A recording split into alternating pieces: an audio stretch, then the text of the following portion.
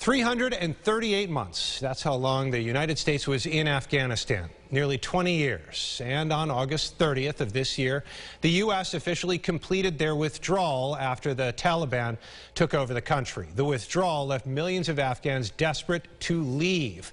But the U.S. also was able to evacuate thousands. Amel Elhel spoke to an Afghan journalist who has resettled here in Rochester with his family. She joins us now from the newsroom with more. Amel. Adam, as of September of this year, the U.S. evacuated at least 65,000 Afghans. That's according to numbers provided by the Department of Homeland Security. And luckily, Ahmadzi and his family were a part of that evacuation. I spoke to Ahmadzi about his time in Kabul as a TV news anchor and what his journey was like to get to Rochester.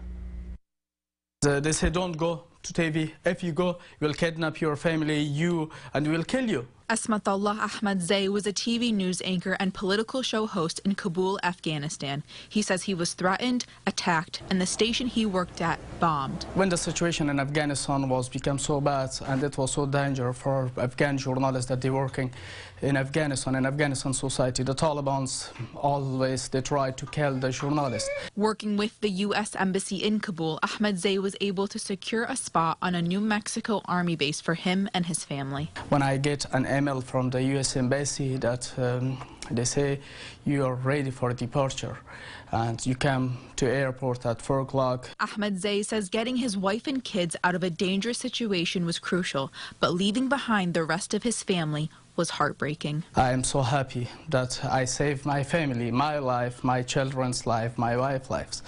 And I'm so worried sometimes about my brothers that they are living in Afghanistan right now. So I have my 3 brothers already there in Afghanistan.